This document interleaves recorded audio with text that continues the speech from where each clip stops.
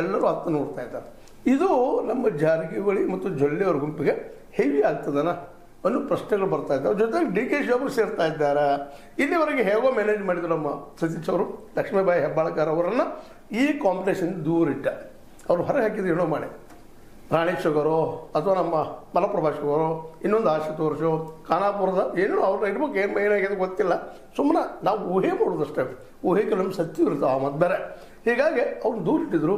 ಇನ್ನು ಲಕ್ಷ್ಮೀ ಹೆಬ್ಬಾಳ್ಕರ್ ಭಾಯಿ ಅವರಾಗಿರ್ಬೋದು, ಯಾಕೆ ಇದು ಶ್ರೀವುಡು ಬಂದು ಯಾಕೆ ಒಬ್ಬ ಹೆಣ್ಣುಮಗಳು ಜಿಲ್ಲಾ ಮಟ್ಟದ ಕಾರಣದಲ್ಲೇ ಬೆಳೆದು ನಿಂತ ತನ್ನ ಭಾವಬಂಧವನ್ನು ನಿಧಾನಕ್ಕೆ ಚಾಚ್ತಾ ಇದ್ದಾರೆ. ಇವತ್ತು ಮಲಪ್ರಭಾ ಶುಗರ್ ಫ್ಯಾಕ್ಟ್ರಿ ದೊಡ್ಡ ಫ್ಯಾಕ್ಟ್ರಿ ಅದು. ಇವತ್ತೇನೋ ಸೋತಿರ್ಬೋದು, ಲಾಸ್ ಆಗಿರ್ಬೋದು, ಸಾಲ ಆಗಿರ್ಬೋದು, ಅದರ ಶಕ್ತಿ ಭಾಳ ಅದ.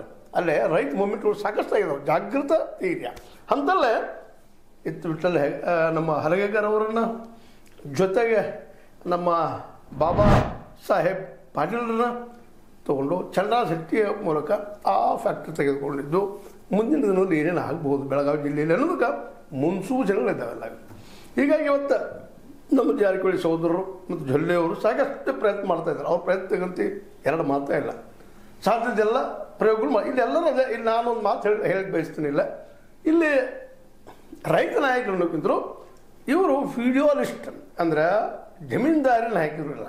ಹಾಗಂತೀವಿ ಇವರು ಕಾರ್ಪೊರೇಟ್ಗಳಲ್ಲ, ಕಾರ್ಪೊರೇಟ್ಗಳು ಇವ್ರಿಗಿಂತ ಡೇಂಜರ್ ಆಮದು ಬೇರೆ. ಬಟ್ ಇವರು ಫಿಡಿಯಲಿಸ್ಟ್ ಎಲ್ಲರೂ. ಈಗ ಅವರು ಸಾಮ, ಧ್ಯಾನ, ದಂಡ ಇಂಥೆಲ್ಲ ಪ್ರಯೋಗ ಮಾಡ್ತಾ ಇರ್ತಾರೆ. ಹಣ ಬಲ, ಧನ ಬಲ, ಯಾವ ಬಲ ಬಲ ಒಟ್ಟು ಮಾಡಿ ಅಧಿಕಾರ ಹಿಡ್ಕೋಬೇಕು ಅನ್ನೋದು ಎಲ್ಲ